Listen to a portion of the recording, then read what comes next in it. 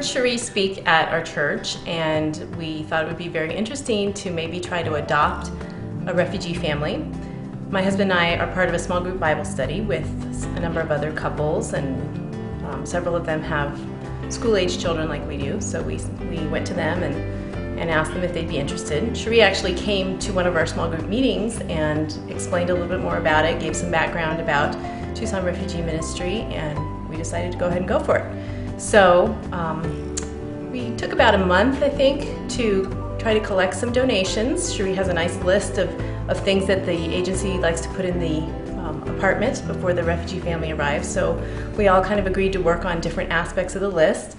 We got donations. In some cases we went out and bought things or took things that we had and weren't using. And before the family arrived, we communicated with the resettlement agency that was going to be working with the family. We went to the apartment where they were going to be living, and we literally set up their apartment. We put furniture in, we put dishes in the cabinets, we even went to the grocery store and bought groceries so that they'd have food there when they arrived. Then Cherie let us know when they were going to be coming into the airport, and our family and another family went down. My children made signs that said, "Welcome to the United States," and we took little flags down and we waited at the airport. There was also a caseworker from the resettlement agency as well as a translator there, because the family primarily speaks Arabic. We got to see them when they came off the plane, and we let the agency caseworker go up and introduce himself first, and then after a few minutes we made the introductions and got to welcome them to the United States. My children and I continued to visit our new friends about once a week, once every 2 weeks during the summer, and we just tried to see what their needs were. Sometimes they needed a ride to the grocery store. We went to a couple of the diaper banks in town to get some diapers on occasion. I also took the mom and dad down to Pima College adult education class so that they could sign up for English classes. Some other people in our small group helped Hadi, the dad, figure out how to ride the bus, because they didn't have a car, of course, when they first arrived. So we just kind of tried to help them out with different things they needed. Our friend Hadi was a barber back in Iraq, and so we invited him to cut my husband's hair and my son's hair, and found out that he gives excellent haircuts. So that's been something fun to have him over every couple months for haircut night, and we'll just tell some of our other friends, "Hey, it's haircut night at our house Sunday night. Come on over if you need to have a haircut." Cherie invited us to consider going to a Thanksgiving English camp that they've been doing every November. And so my husband and I talked about that and decided that would be a fun thing to do. That's something that we could do with our whole family. We just spent the day helping out.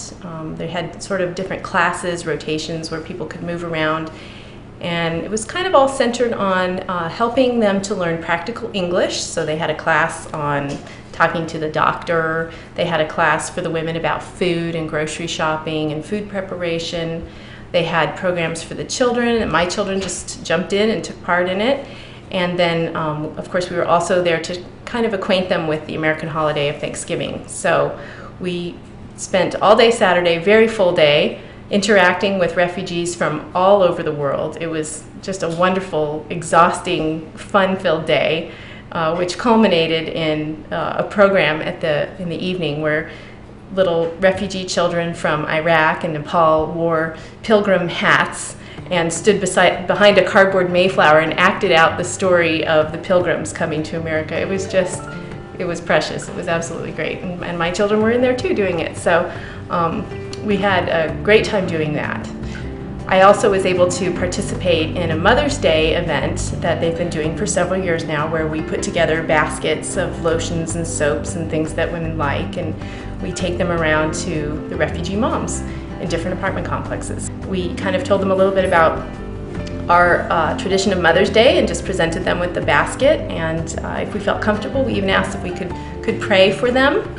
So that was also a wonderful experience to take part in, and we really enjoyed it. And the women that went with me that had never done anything with refugees expressed that they also thought it was really great. And it wasn't, I know it's a little bit intimidating when you've never been around a refugee, you don't know how it's going to go, but I think they were pleasantly surprised just how gracious people are, how much they want to talk to you. It really makes you feel special. We're there to bless them, but they blessed us.